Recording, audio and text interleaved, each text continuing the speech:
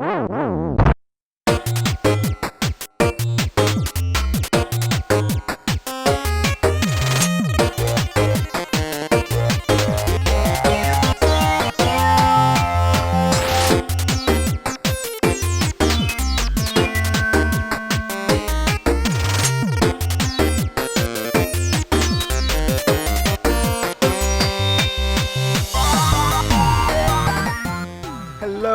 welcome to Video Game Hangover. I'm Randy Dickinson, and I'm in Harrisburg, Pennsylvania. Hey, I'm DJ Ross. I'm in Mountain View, California. Each week on Video Game Hangover, we talk about the games that have been keeping us up at night. This week we're playing Paper Mario, the Origami King, and Fall Guys. Fall Guys. Fall Guys. Play some Fall Guys? I've not played it yet. No, I want to. It looks like a good time. It's pretty good. Oh, good. Okay, cool. I was going to say, perhaps you will illuminate me otherwise. But that's all I'm going to say about it. It's right there, that's it. Just a quick show this evening, so I can get back to falling, I guess. Paper Mario, Origami King, also a good game. Pretty good. I enjoy it. Yeah. Nice. Well, that so about if you need any more Video Game Hangover in your brain, follow us on... Yeah. No, we can't do that. Fine. We'll do a whole thing. Whole long thing. As is traditional, at the top of the show, we should talk about a food item for 20 minutes. We should talk about a food item. Okay. Eaten any good food lately? What did I have? I made risotto for the first time. Wow. That sounds difficult. It sounds very ambitious. A high level of difficulty. Yeah. It's I've not tried to make it a lot in the past because, one, it seemed like it'd be not easily veganized. It seems like a very creamy food, so I just didn't attempt to do it. Mm-hmm. But I know you kind of have to put a lot of... It's pretty labor intensive, was always my impression of it as well. Right? Yeah. And so, I found a vegan-friendly recipe for a risotto, and I figured I would give it a whirl. And it is not super difficult. In the ingredients are not even very exotic or anything like that, but you do have to kind of give it a lot of attention for like 30 minutes. You're like there kind of stir, evaporate, add more liquid, stir. But man, it was good. It tasted like a thing somebody labored over. It was quite delicious. Taste the effort put into it. Yeah, we immediately finished it. And Sarah was like, that was awesome. Is there more? I'm like, no, it was just 2 servings. She's like, oh, make more. I'm like, I'm not standing in front of the stove for another half hour. Just make some more. Come on. I don't have the energy for that, Sarah. She's like, next time you make it, make like 10 servings. I'm like, I don't know if that would be good. Make like just 10 gallons of risotto. Just a week worth of risotto in one shot. Yeah. You're just up there on top of the stove, or like the comically large cauldron with like the gondola paddle. Bubble, like, toil and trouble. Yeah. Yeah. That would be a thing. But, it was good. It was very good. I don't have a point of comparison. I've never had it at a fancy restaurant before, so I don't know, how it stacks up to a risotto made by, an insert name of fancy Italian chef here. But for something I made in my kitchen during a quarantine, it was pretty delicious. I think I've only had risotto in a restaurant maybe one time. And it kind of just tasted like vegetable soup to me. Oh, really? And I was just like, I mean, it's fine. I like vegetable soup. But I was expecting, I thought this was going to be an experience. Yeah. Yeah, so I don't know. I do like I do like Gordon Ramsay's scrambled eggs quite a bit. He has a special technique for doing those. And in the video, he's like, well, you just got to keep stirring it. Like, you're making a risotto. And I was like, oh, thanks, Gordon. That's relatable. Teaching somebody, it's like, now that you've made risotto, now that you're an expert, let me show you how to make some scrambled eggs, this exotic dish. Oh, that's funny. Let's get a reference everybody understands. Yeah. Yeah. But anyway, well, I've got a recipe for a roasted summer corn and zucchini risotto that I can pass along if you're interested. That sounds great. It's quite good. Yeah, I was a fan. Only makes 2 servings though, so right. Just multiply it by 10 or whatever. Suits your needs. This is good, and I appreciate your effort, but I'm disappointed there isn't more. Right. Well, that means you did a good job. So. Yeah, congrats, right, exactly. Yeah. I don't often get asked for me to repeat wacky recipes that I try. So when one clicks, I'm like, we're going to try that again and again and again until you're tired of it. All right, and you just be the risotto master. I will be the risotto king of my street and my city. A lot of tough competition for that title. Right, I can imagine. Yeah. So I one other thing I wanted to sort of talk about on the show, not food related, believe it or not, is I had my first interaction this week with Nintendo customer support. Uh-oh. Yeah, I know you've had some issues with your launch Switch with the Joy-Con drift, right? It wasn't the Joy-Con drift, but what was going on? There was like, if you remember, there was like a reception issue with one of the Joy-Cons just because of the way the components are set up. And their direction was like, if you have an aquarium, don't play Switch. Yes. Play your Switch near the aquarium. If you just if there's an aquarium between you and the TV or whatever. Yeah. Just really scraping the bottom of the barrel for fixes on that one. If you're playing video games inside an aquarium. Yes. Maybe the Joy-Con reception is the least of your worries. Right. Something like that. If you live in a pineapple under the sea. No. I can't believe you just said that. Yeah? Really? Yeah, I'm a little surprised. But anyway, I was not expecting it. Okay. Nobody expects random SpongeBob. No. What happened to your Nintendo thing? I assume it's a Joy-Con issue. Yes, it is. Earlier this year, I bought a Switch Lite to make sort of a dedicated Animal Crossing machine. I was just going to power Animal Crossing on it. And it became that. I played 350 hours, believe it or not, of Animal Crossing. And over the last week and a half or so, the left Joy-Con on it, for the sake of our listeners who maybe don't know their way around Switch hardware, the Joy-Con on a Switch Lite are permanently affixed to the device. They don't come off. You can't run down to the store and buy a couple new Joy-Con and slap them on. I'm amused when people still call them Joy-Cons. It's like you just have like a Game Boy at this point. Yeah. Yes. Yeah, that's true, because they don't really... Joy-Con would suggest that they sort of detach and become their own thing, right? Like when somebody says Joy-Con, I picture the little removable unit thing. Right. So the left controller, essentially, stopped working in the south direction. Like I could not make things move down anymore with it. Oh, no. You're just stuck at the top of your island all the time. I can move left, right, and up, north, but I could not move straight south. I could move like in zigzags. I can move like south. Oh, you could go like east diagonally and southwest. Down. Yeah. Okay. So I was gonna I had to sort of like ping pong my way around my island for a few days, and I was like, this is not sustainable. So I Googled it, and there were other people having similar issues, and I did a little kind of Google foo, and there was some direction on like sort of getting in with compressed air and trying to clean out underneath the stick, and none of that worked. It was and compressed air is expensive, and I was pissed that I found out that it was not going to solve my problem after spending $18 on a can of air. $18? That should not cost $18. Where are you buying this compressed air? Amazon. Oh my god. Oh. Yeah. Everything in my life comes from the Amazon at this point. Oh, okay. We got to find you a new compressed air dealer. First of all, hookup. But no, I've got all the compressed air I need for the rest of my life now, apparently. Okay, well, did you just buy like a tanker of it? No, just a can, just a big tall can. How? Okay, well, never mind. I'll you interrogate you about this later.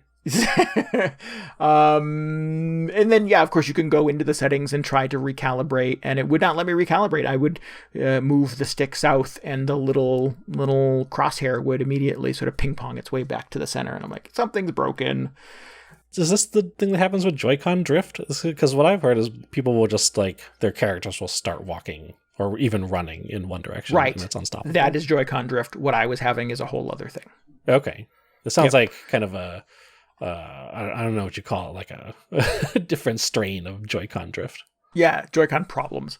It was just a dead zone. Anything sort of like south didn't work. And you move south a lot in Animal Crossing. So I was getting angry about it. And then I was nervous that I was going to have to send it in to get it fixed because I wouldn't be able to play Animal Crossing then. Oh, no. Because Nintendo does this stupid thing where you can't migrate your save for Animal Crossing. Any other game you could possibly think of, you save your game to the cloud, and then in my case, I go to my other Switch and turn it on and download my save, and I can just pick up where I left off. But it does not permit that with Animal Crossing. Well, they just released that thing that where you can kind of back it up, but it's only if your Switch completely breaks. Is that right? Right. Well, what the actual terminology is, if your Switch is lost or stolen, we can recover your save data. So I called. I'm like, well, first time, long time fan, first time caller. Yeah. I want my Switch to get fixed. I've only had it for 6 months. A bit of a power user, so admittedly I've put some miles on it, but I'm a little nervous about not being able to sort of continue playing Animal Crossing. I don't want to give up my island. And I know that you have to have your Switch lost or stolen, and the super friendly, wonderful woman I talked to was like, "Oh, we'll take care of that." Oh.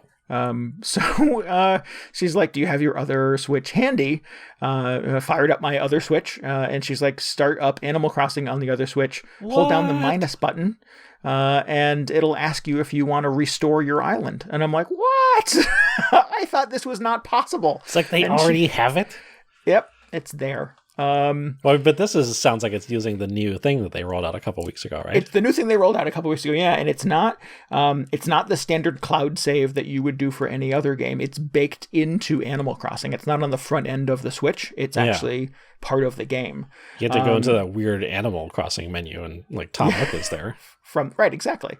And he's like, "Kids, this is big time. If you want to, you might want to get your parents." And I'm like, "Well, I don't have a parent around. I'll take care of it." That's my favorite part of it. It's like these are some serious settings they're about to adjust. Here's a friendly reminder that you've just spent 300 hours playing a children's game. And it said, "Do you wish to restore your island from another device?" And I said, "Yes." And it wouldn't let me do it. It's like, we can't seem to find any restoration data. And I'm like, "No, I know I did the thing," because you have to enable the backup on your original Switch. And the tech from Nintendo was like, "Oh wait, I have to give permission on my end." So like in real time, she's like, "All right, try it now." And I hit the button again, and we're backing up your data. We're downloading your island data. Amazing. Zipped it right over to the other Switch, and she's like, "Now you can send in your little Switch Lite, and we'll fix it for you in about 2 weeks and get it right back to you.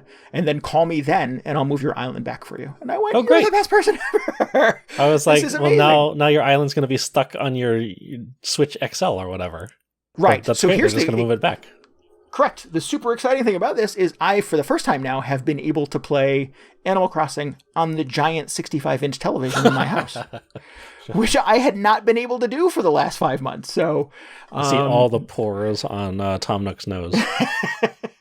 I can see like the detail on the cell phone case on my phone. I can see like all the little details on all the sneakers and stuff that I own in my wardrobe. I was like, I'm going to try on all my clothes again and see what they look like on my giant TV. It's a completely different experience. And I've always played Animal Crossing as a portable game. It's never been a home game for me. I don't think I've ever had an Animal Crossing experience like on a big TV. No. So it's pretty kind of mind blowing. The first time that screen came up and the music comes out of my giant speakers in front of my giant television, and I went, "Oh, maybe I screwed this up. Maybe I should have been playing it this way the whole time." Oh no, because it's gorgeous.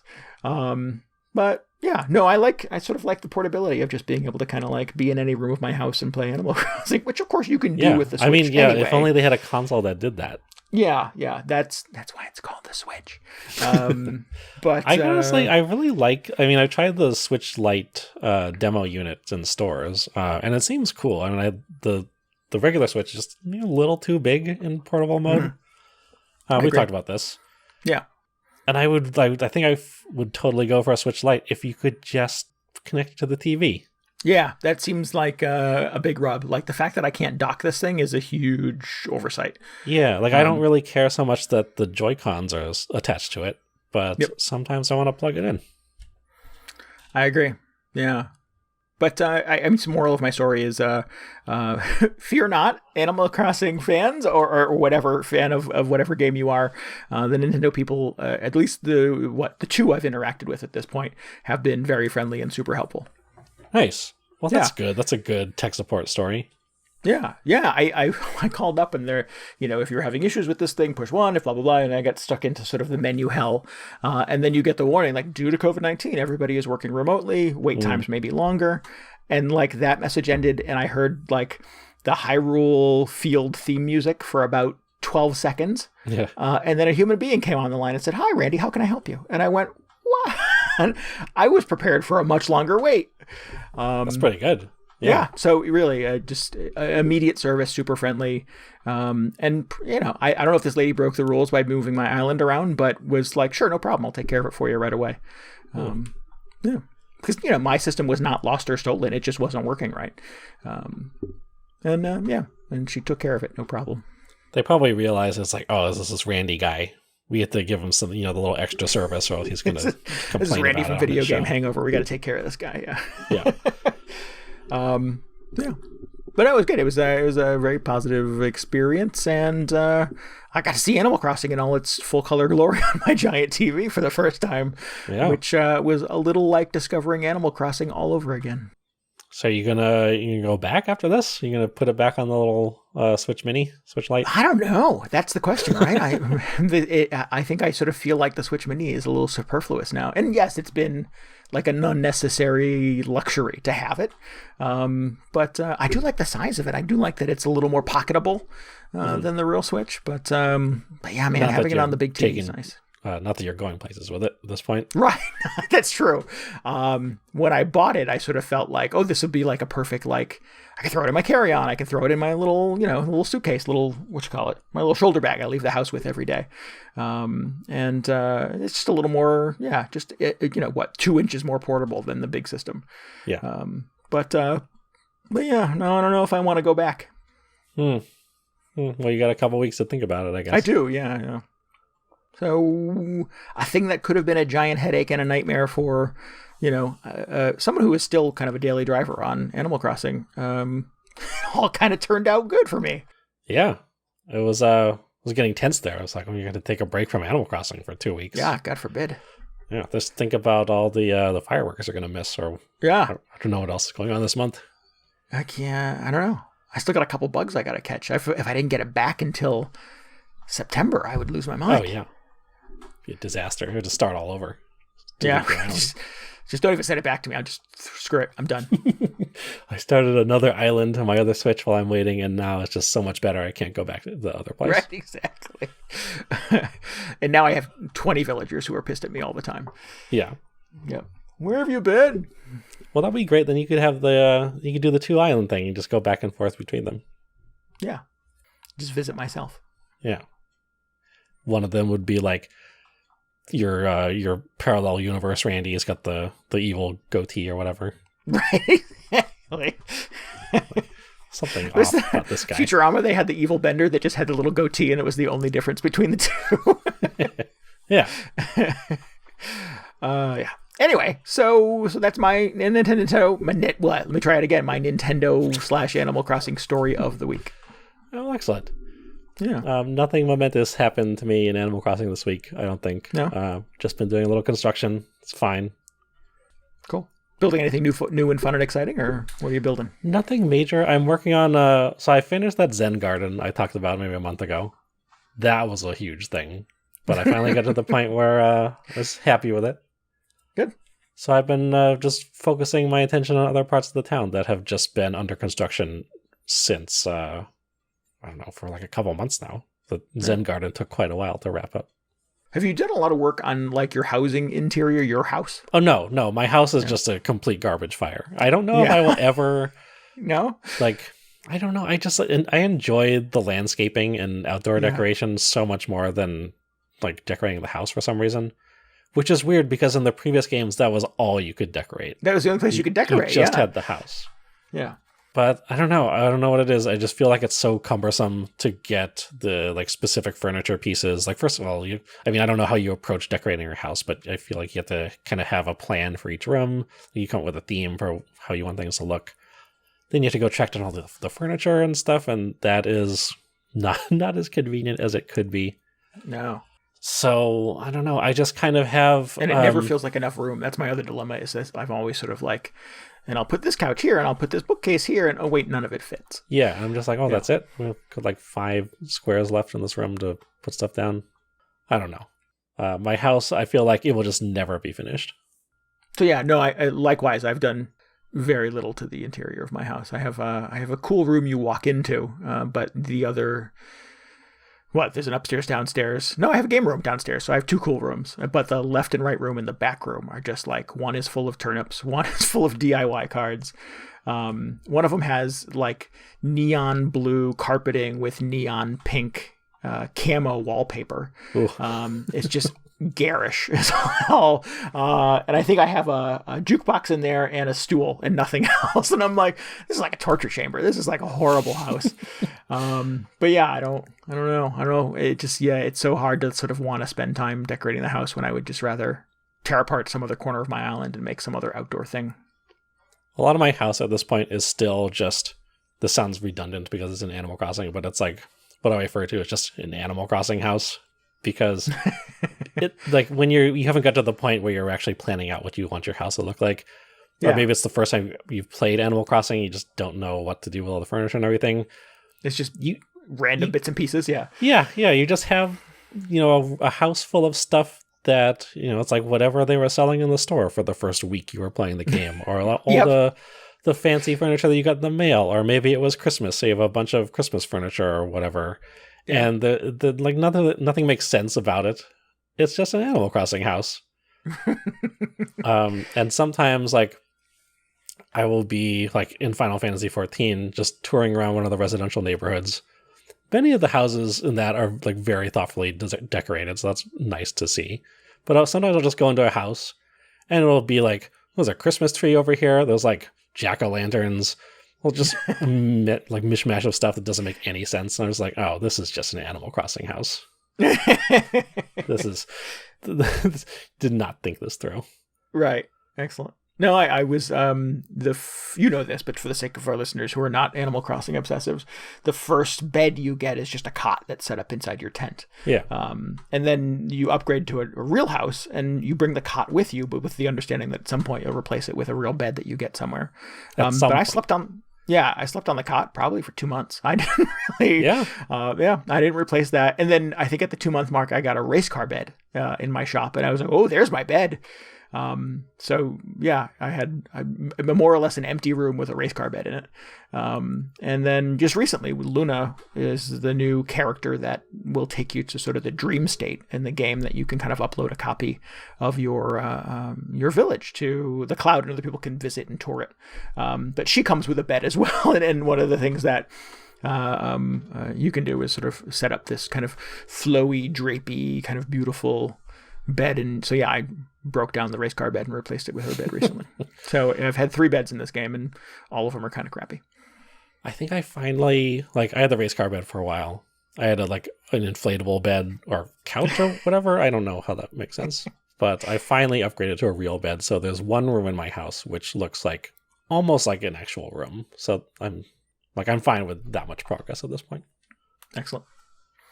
Still may never get around to the rest of it, but whatever. I don't go into my house anyway. Yeah, there's not a lot of reason to be in there. In New Leaf, other characters would have play dates. They'd pop by, they'd visit, they'd like, Randy, do you want to hang out at 2:00 today? Let's meet at my place. So there was you would entertain to a degree. Villagers would come over.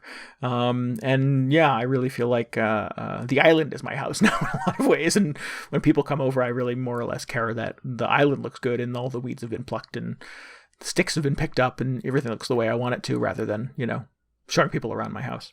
Yeah. It feels like there's just so much more you can do outdoors than compared to inside. So yeah, that's where I devote all my attention. What a weird development in the world of Animal Crossing. Speaking of Final Fantasy XIV, this week... It's a big week for you. It's a big week for me. It's patch 5.3, which should be out by the time we're recording this, or by the time the episode comes out, rather. As we're recording this, the game is actually under 24-hour maintenance, so they can apply this massive patch. But this is a very special patch, I feel like, for many reasons, many of which are not really the conventional reasons why I would be excited for a patch. So first of all, this has been a long time coming. It's been, I think this is actually the longest the game has gone in its history without new content. Oh. This is even surpasses after the first expansion came out, the team was so burned out, the producer was just like, okay, everybody take a month off.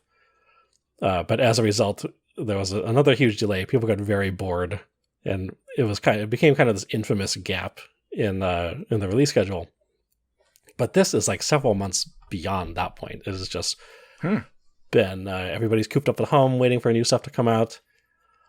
So it's kind of infamous in its own right. It is also the conclusion to the Shadowbringers story arc, which started last summer, so that's also very exciting. Cool. But you may have guessed, it's sort of like they were trying to stick to their regular patch schedule, but back in March or whenever, when everybody just, companies had to shut down, start working from home, all these video games got delayed. This was kind of like the first big casualty, at least on my radar, because they put out this notice that said because of the current situation, our content release schedule is getting affected, and now this patch is getting pushed back indefinitely. We don't know when it's coming out. So for the longest time, we didn't know if it was going to be like a month, if it was going to be 2 months, just when this was going to happen, when we were going to see new stuff in this game. But lo and behold, it's August 11th. This thing finally came out. And to me, it's not just the kind of excitement of new content, but to some degree, and this is going to sound a little ridiculous, I feel like as a community, the Final Fantasy XIV players have just spent the last 6 months essentially just waiting for this thing to arrive, which has kind of been emblematic of just things starting to get back to a normal pace or a normal rhythm anyway. Mm-hmm. After being just completely disrupted by the pandemic. Mm-hmm. And I realized that is not indicative of how everything else, the direction everything else in the world is going. Right. This is not a turning point for the pandemic by any means, but I feel like this is just one little piece of normalcy is returning this week. Sure. As the patch schedule gets back on track. Yeah. So I don't know, it feels like we've just been hanging out all this time just in anticipation of this thing. And now it's here, and just a little bit of that, the world before, is being returned to us. Oh, excellent. Yeah, I think I can't sort of identify with the desire for a new Final Fantasy patch. Having anything to kind of look forward to at this point is exciting. I think it's, I've talked offline. Sarah and I used to go to shows constantly, go to concerts all the time. Last year, I think we did almost 40. And this year we went to 3 at the beginning of the year, and then everything else for the rest of the year, of course, is canceled. Yeah. I used to love looking at my calendar going, oh my God, only 2 weeks until I get to see this band that I love. And we just don't have that thing in our lives anymore. So whenever there is something on my calendar, whenever I have a reason to open my calendar and put a date on it, it feels like, oh my God, I can't wait till I get a haircut next week or whatever sort of mundane thing is happening. There's, so I can sort of empathize with the desire to have some new thing, some fun thing to look forward to. Yeah. And some part of it is just they were always so regular with these patch releases before this. It just felt like, every few months there's another one of these things coming out. So even Final Fantasy got disrupted. Yeah, I know. So as you got into month 3, month 4, month 5, just nothing being added. Just oh, what is this? What does it mean? Everything is ruined.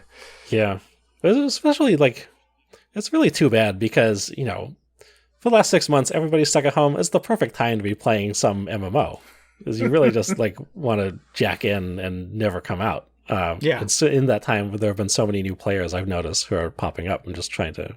I don't know if they're migrating from other games that are also not getting updates, or maybe they just decided they suddenly have a lot of free time and now is the time to check this out. But this is the perfect chance, yeah. it's been exciting just seeing new people get into it and then get smacked in the face with like, oh, we don't know when the next patch is going to be. So I guess enjoy what you have for now.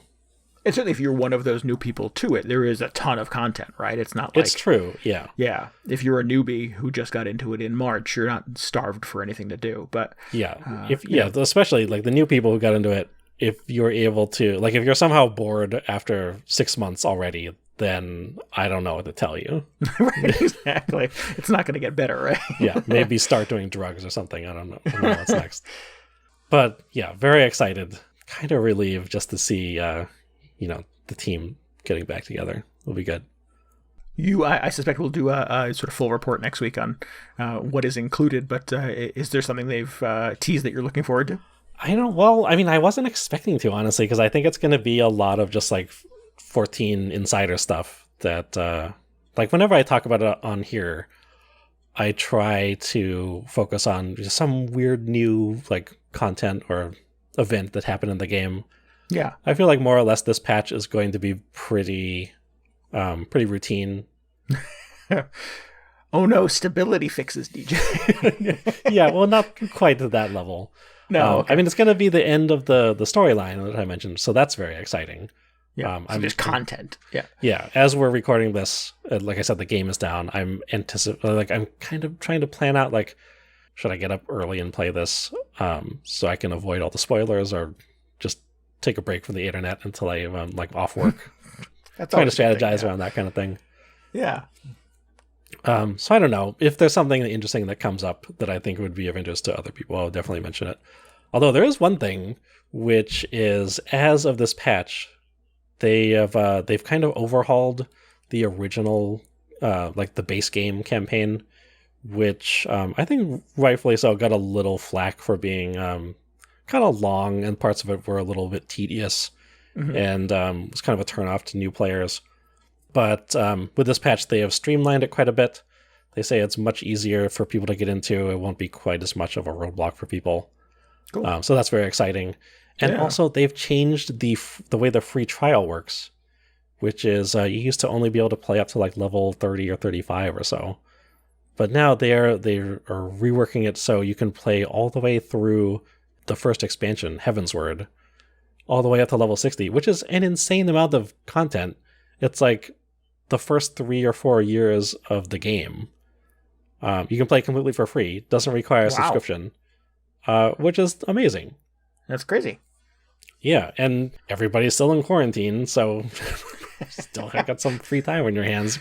Now's the time, exactly. Yeah. Yeah, so that's very exciting. Yeah. It's like if you are just starved for things to do, this is an amazing way to spend your time if you've always been curious about it. So that's I'm looking forward to seeing many more new players get into it. So that can only mean good things for the the extended lifespan of the game. So that's very cool. We've had a bit of dialogue about kind of this very thing in our Discord recently about folks who had maybe fallen off, who want to get back to it, or people who are coming to it for the first time, and how accessible it is. So it definitely seems like, at least sort of within our community, which obviously sort of leans heavily in the favor of a Final Fantasy product in the first place, there are people who are interested in hopping in for the first time. Yeah, I was trying to tell people in the Discord, it can be very intimidating getting into a new game of this scope. I've certainly tried to get into several other MMOs over the last few years, and it's always been... it's tough if you're just going in by yourself and trying to make sense of everything going on in the game, because, if it's been around for a few years, there is just so much stuff. There's so many updates that have come out that have just meshed all together. And unless the development team has been doing a very good job of kind of guiding new players and setting up a very specific experience for them and not overwhelming them with just dumping years of patches and features on them immediately, right? It can be kind of a turnoff. Like you just log in and are bombarded by a million pop-up windows and just NPCs trying to talk to you, and you're like, I don't know what is important. I don't know where to go in this game. But I feel like the 14 team has done a pretty good job of just keeping people very focused from the start. And as we discovered, we have a lot of 14 players in the Discord. So if you're considering playing this and you're feeling very lost, just raise your hand up, and I'm sure somebody will be willing to help you out. I would be thrilled to answer any questions people have if they're getting confused. Your Final Fantasy XIV Sherpa DJ. Yeah. I'll put on my little, my funny looking hat, and we'll be good to go. I don't know what a Sherpa hat looks like. You could knit some gloves together. Make some gloves, yeah. Yeah. Excellent. Well, cool. So I heard things about this Mario game. Yeah. So I've played this a few weeks now. It's really good. I have a good time with it. I've really enjoyed it. I'm super into it. I put a lot of hours into it so far, and there are kind of like 5 milestones in it, and I just kind of finished the 4th milestone, and I'm like, oh, we're kind of coming to the end. I'm a little sad about it. Oh. There's not going to be like 5 more secret milestones afterward. I don't know. I've learned one secret thing already, and I'm like, oh, that sounds fun. I'm looking forward to that thing. But I don't know how much more stuff there is after the end. It can be, if you want it to be, a bit of a collectathon. So I've used the opportunity kind of between these milestones to kind of go back and make sure that I'm kind of 100%ing every area that has come before, because it's really good about giving you a map that sort of says, oh no, you're only 83% here, so go back and find the stuff. So I do a little bit of that. So yeah, I like that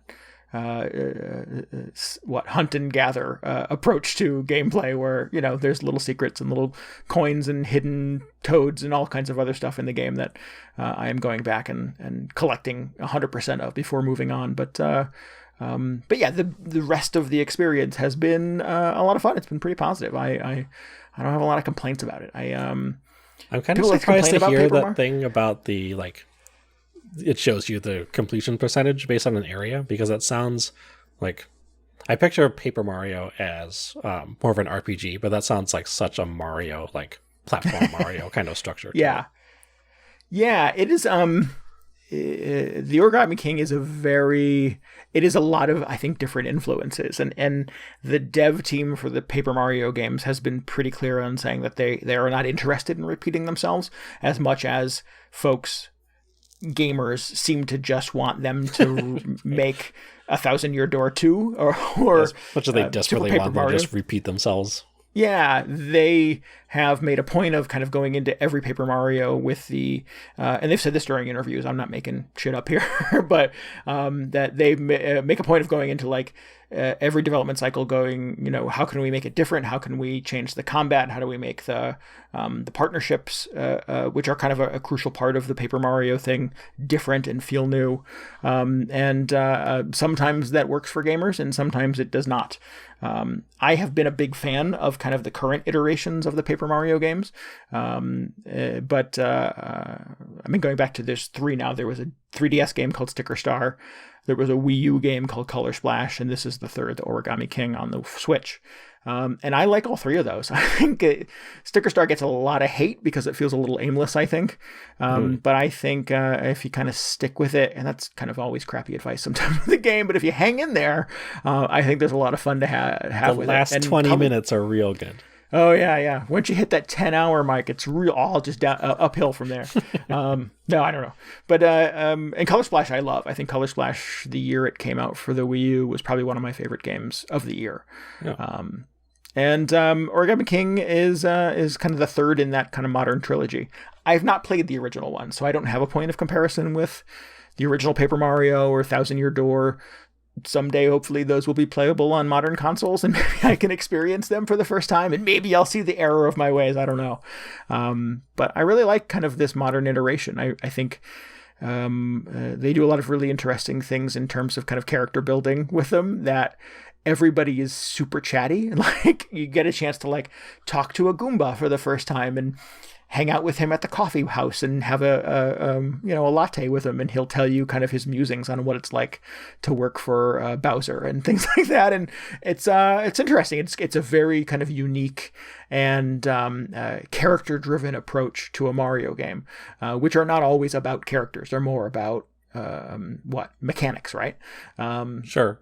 Yeah, and I think they take a very different perspective on how to kind of people the Paper Mario universe with, interesting and funny and chatty dialogue and interesting kind of like explorations on the nature of, the Mario / Bowser experience.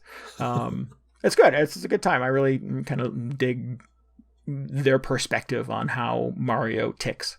Man, you got to try the Super Mario RPG. That's great. Yeah, hearing you describe it last week was exciting because I could see a lot of the things that sort of tie back to Paper Mario.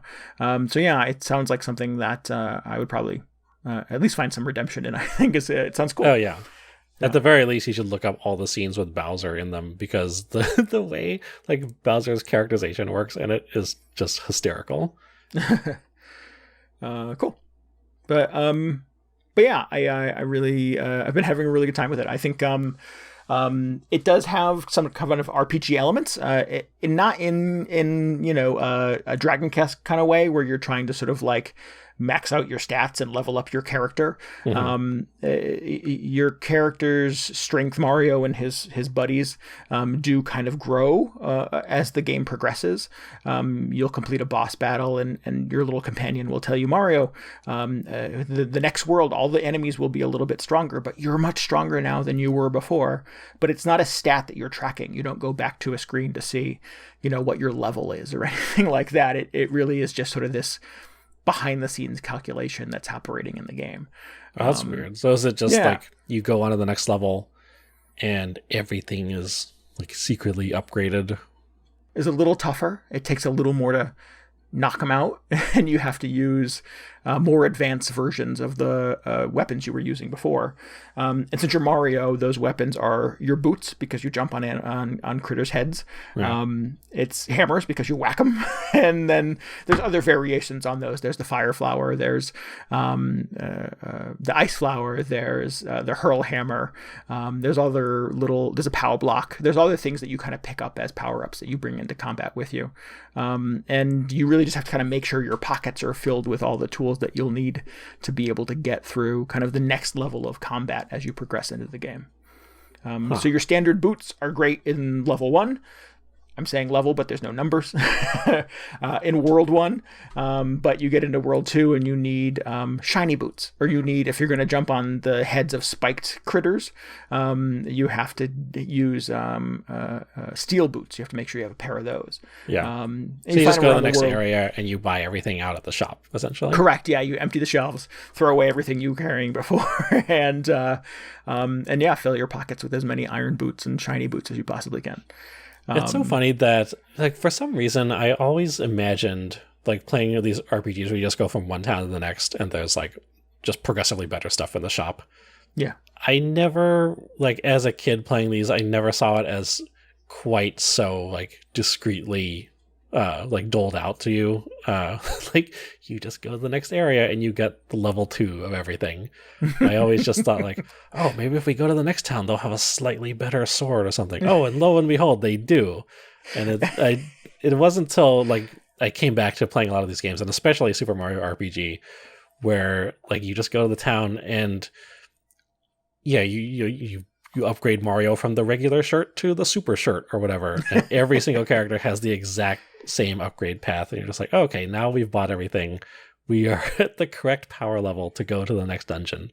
Rinse and repeat. Yeah. Yeah, it's not like Borderlands 3, where, like, in the first scene, in the first world, you can go to a vending machine and buy a gun that just blows everybody away for the next 90 hours. Yeah, a lot less decision-making than I imagined taking place. It's really just you want to buy everything here. Yep. Do I want 3 fire flowers or do I want 6? You want 6. 6 is the right answer. You want the bigger number. If you've got the money, get all 6 of them. Yeah. So that's fun. Your standard kind of like battle experience is rather unique. It starts with Mario at the center of what appears to be a dartboard. And the enemies are kind of scattered on tiles in a circular pattern around him. And your first step is to try to cluster them together as much as possible. And you can do this by rotating the rings around you to kind of group enemies together, or by changing the direction where you slide like the columns of the ring, essentially, kind of left and right. And it swaps enemies to different sides of the board, so you can kind of cluster them together. You get a limited number of moves. I watched a video of this, and it is so confusing. Yes, it is. It's a bit much at first, but I think the game does a good job of kind of explaining it. And it actually, in fact, gives you a little like Toad's house that you can go to kind of in the first world, where you can just experiment and play around with it if you want. Oh, nice. Yeah, it's cool. And the other cool thing that happens at that Toad's house is he's sort of like your weapon master. He's essentially, who was the guy in James Bond? Q, right? That gives you all the cool weapons. You have a Q in Paper Mario, and he will let you experiment and play around with all of your abilities. DJ last week was talking about Super Mario RPG having timed-based attacks, essentially. So as Mario like jumps on an enemy's head, if you kind of hit the A button at exactly that moment, you get a little extra kick. You get a little extra damage that you do. And that is very much in Paper Mario, and you can experiment with that and play around with that consequence-free. Oh, that's really good. In that Toad's house to try to get that timing down. So yeah, it's cool. It gives you kind of useful tools that don't use up all of your boots and hammers to be able to play around with those. And more than anything, you probably want to play with this kind of ring-based combat system before you actually jump into a fight, because the consequences of not lining your enemies up appropriately and hurting them together is pretty dire. You don't have a lot of kind of XP. You can't take a ton of hits as Mario, and you don't want to get knocked out. So it's in your best interest to kind of do as few rounds of attacks as possible, but do maximum damage per round, of course. And you do that by having them lined up in nice, convenient little clusters where you can just wipe them out with one hammer swing. Well, it sounds almost like a puzzle game, the way I've heard people describe it, where there's usually like one specific setup that allows you to just one-shot the entire battlefield. Right. You actually get sort of a coin bonus. It's all about collecting as much money as possible, of course. Get all those coins. You get a coin bonus for like a perfect solution. So if you can take out all of the enemies on the board by clustering them appropriately, you get a pretty substantial coin bonus for that. So you want those extra coins, of course. And yeah, it's very much not kind of your standard RPG, I take my turn, you take your turn. That comes later, but that first step is always, you essentially solving a puzzle and making sure that you've kind of done the moves to get all of these enemies clustered up in the right way so you can take them down in one shot. So you're into it. I'm taking it. Yeah, it's a lot of fun. I mean, it does all the things that I like. I like good writing and funny, sharp, insightful characters in games, and this game has it. I meant like the battle system specifically. Oh, okay, yeah. I like puzzle games, so I like that part of it. I think, unfortunately, you do get into a rhythm a little later in the game where the puzzle always remains challenging, but the combat becomes less fun. Okay. I've heard really people saying like they love everything about this game except the battle system. Maybe one of the worst they've ever encountered.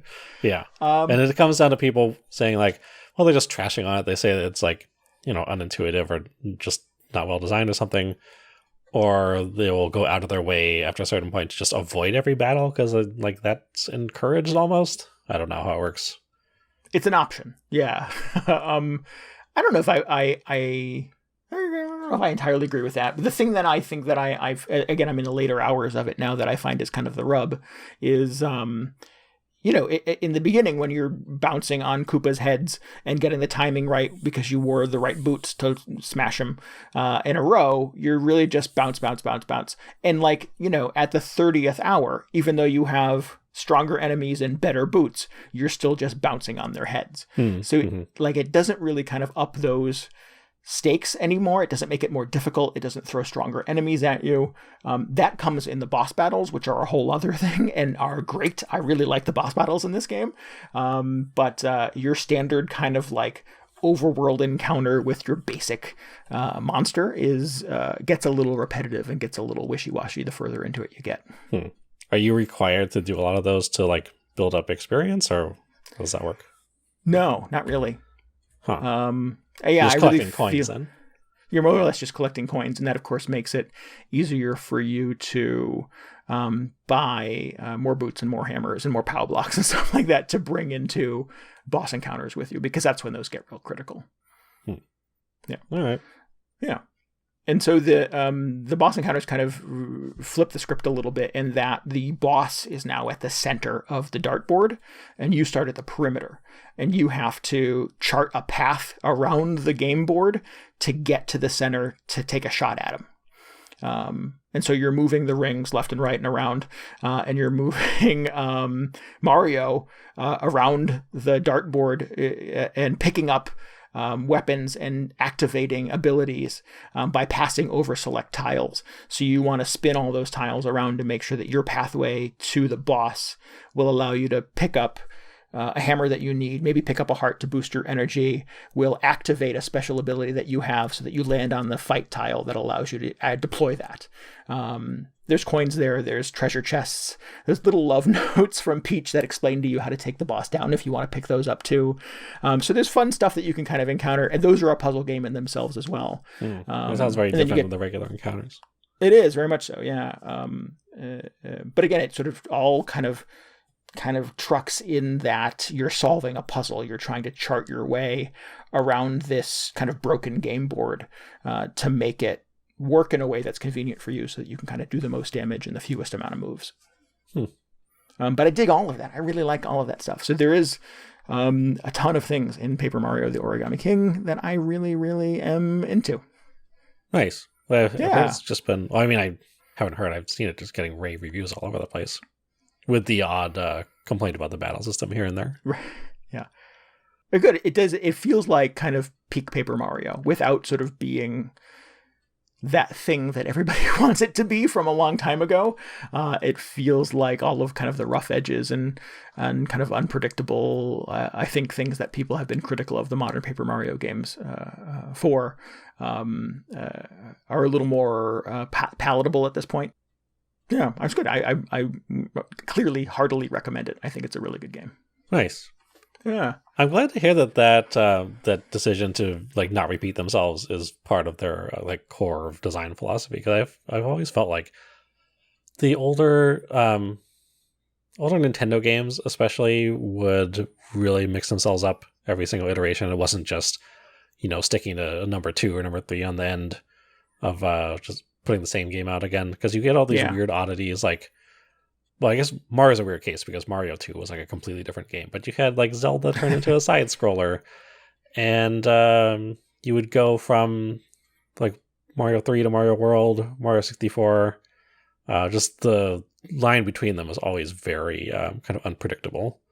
But that's so much more interesting than just having an endless procession of slightly evolved Assassin's Creeds, just to pull a random series out, for example.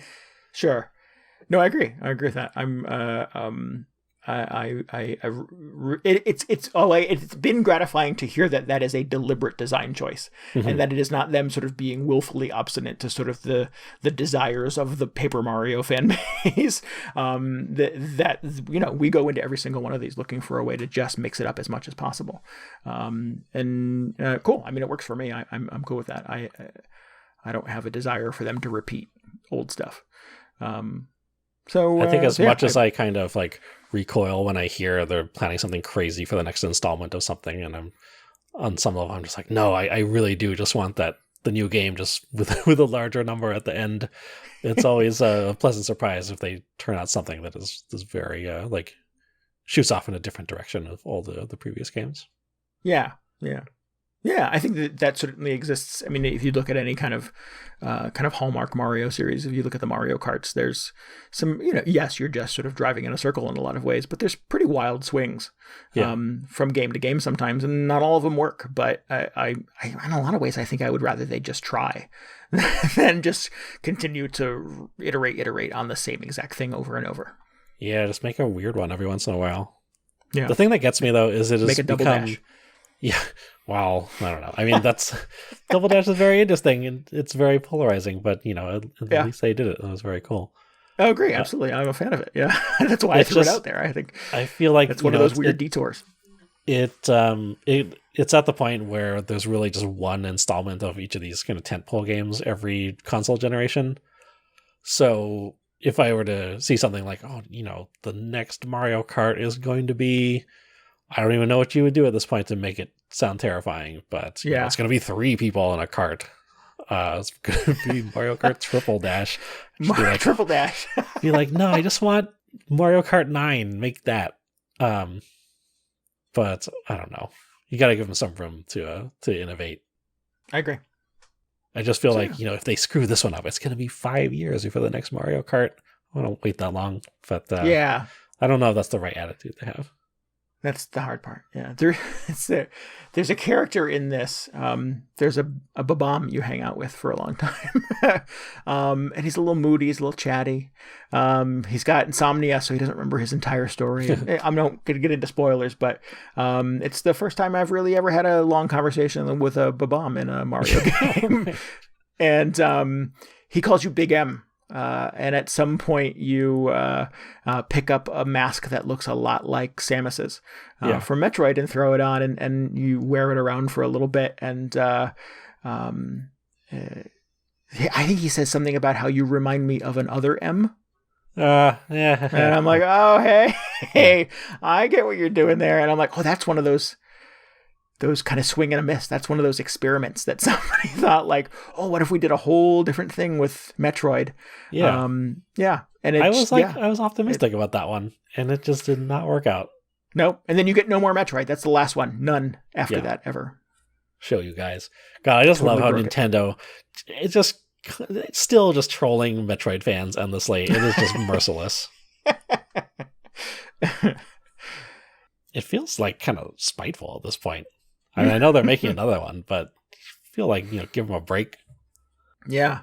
I don't know. It does, I think that's one of those things where people have very deliberate expectations of what a Metroid game is supposed to be. Mm-hmm. So if you get off that path, man, it's tough. And like you said, it takes forever to make these games now. So if they don't stick the landing on this one, it's going to be 5 years before you see the next one. Yeah. Somebody this was a wild thread talking about how, I think it was probably Animal Crossing, because Animal Crossing sales numbers have been in the news recently. Yeah. But I think they said that at this point, Animal Crossing has outsold every single, the combined sales of every Metroid game in the franchise history.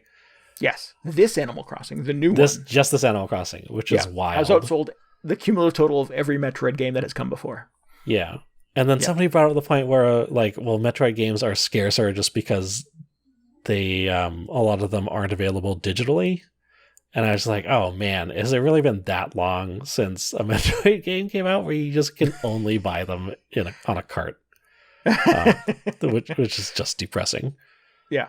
Yeah. I mean, my take on it is that's Nintendo's fault in a lot of ways. They could continue to monetize and republish those old games on every platform that they put out, and they for some reason choose not to.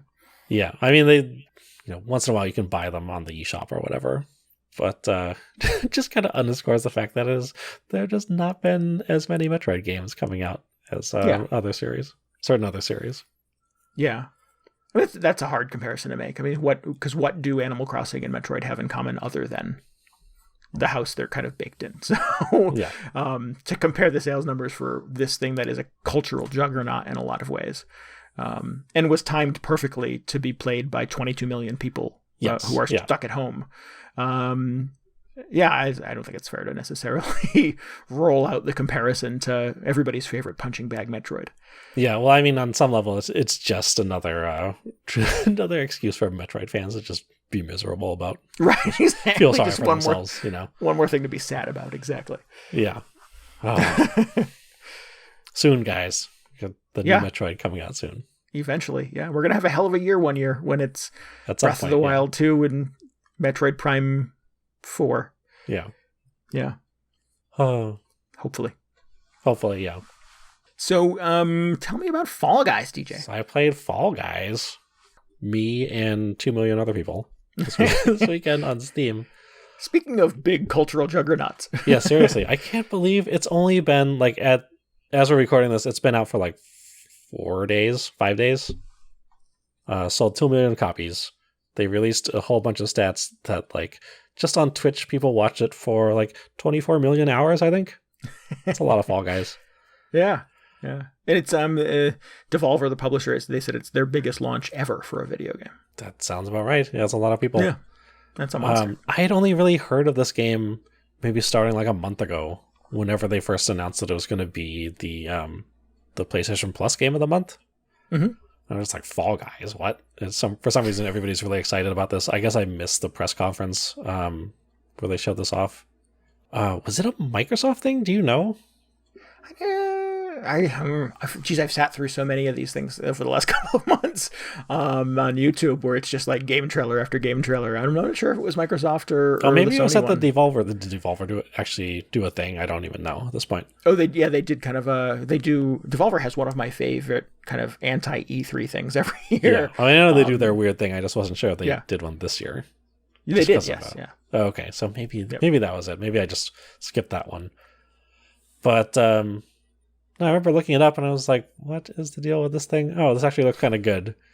It's basically it's like a battle royale, but it's a battle royale version of those goofy, like, Japanese game shows, like I forget what the Japanese names for them are, but there's like Ninja Warrior and Wipeout, where they're like big obstacle courses, right? The people run through like a life-size Mario level.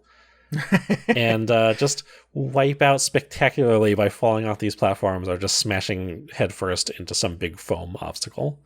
Right. Yeah, I think Wipeout is probably the biggest kind of maybe American touch point on that. There's a show on currently called Holy Moly that's mini golf with these giant obstacles where people basically get kind of bashed in the head and dropped in the water and stuff like that. So nice. There's one called Cannonball that is similar, is you doing a lot of crazy stunts and inevitably ending up in a giant pool of water.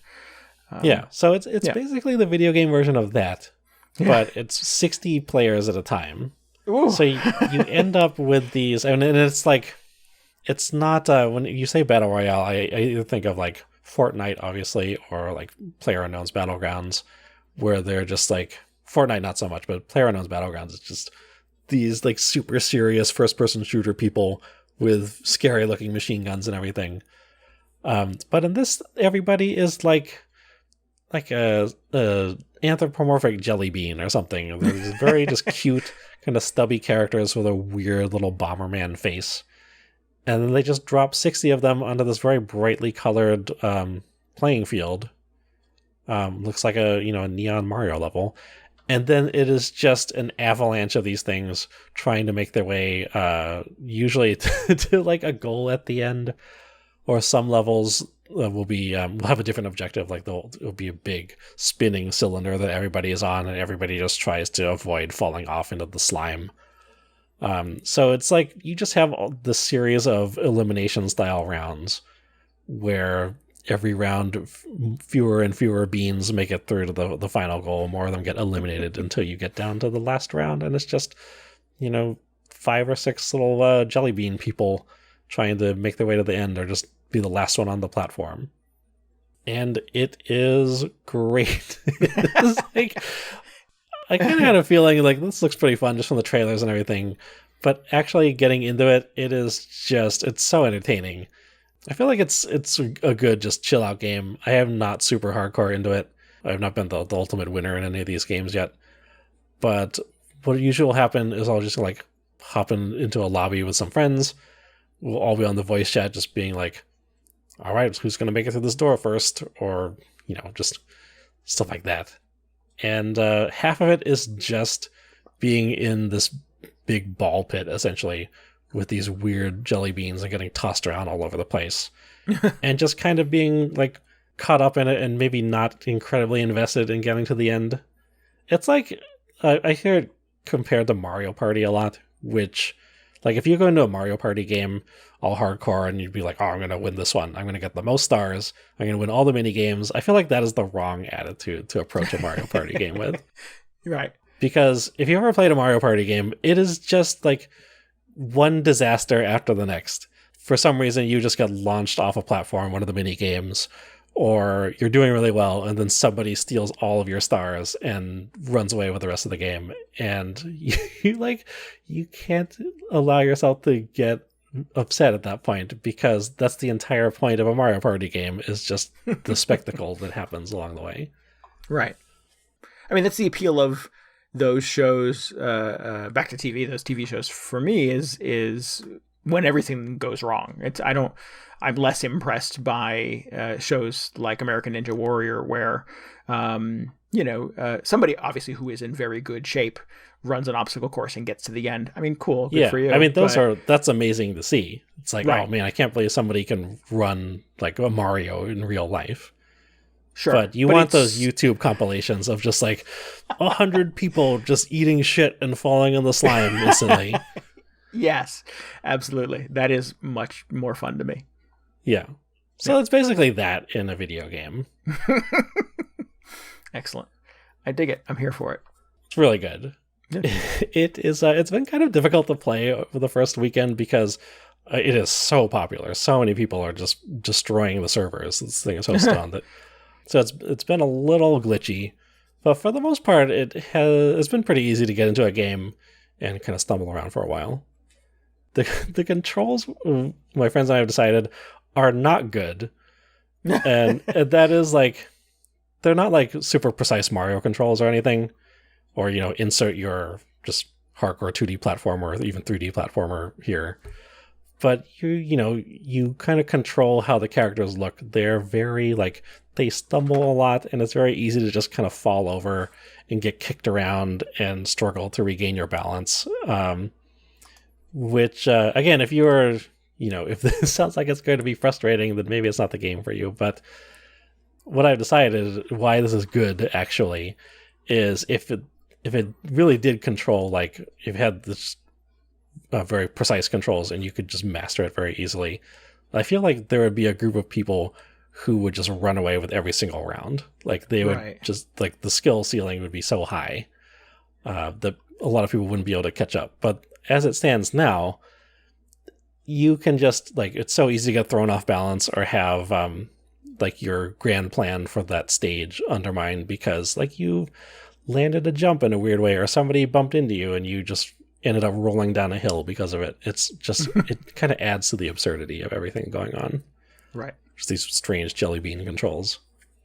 Well, it makes it, and I've not played it, but this is my take on it. It makes it feel like maybe more that you have a chance, that there is some hope that you could be the victor. Yeah, there's a large chaos element to every mini game that goes on in this thing. Yeah, that's what it looks like from the trailers. That's basically this is using skill ceiling. I think is an interesting way to sort of phrase it. In that, I look at sort of like a Tetris 99 experience, knowing that the likelihood of me being number one is so unlikely that it makes it hard sometimes to want to try. I know I'm good for a top 15 maybe every now and then, but I'm generally top 20, 25. Because I feel like the people that get number one routinely, and this is just my take on it, I don't know any of these people, unless it's you, DJ. Who knows? And it could be, yeah. That they clearly function in Tetris at a level that I can only sort of assume is godlike. And there's no really element of chaos to Tetris 99 in the way that it seems like a good Mario Party game or maybe Fall Guys is. Yeah, you could totally play a game of this or Mario Party or whatever and come out as the sole survivor completely by accident, by no effort of your own. Even if it's your first time playing a video game ever. I mean, it's unlikely, but it's a possibility.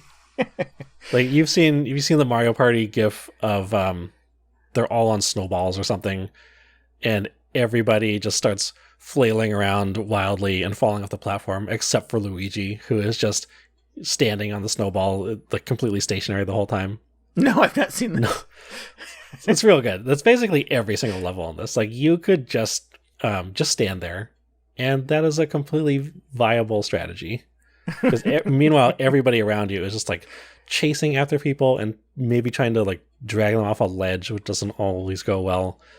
But it is completely viable to just go hide out somewhere and hope nobody notices you. Meanwhile, everybody just falls into the slime. Right. Yeah. Oh, I mean, it's really good.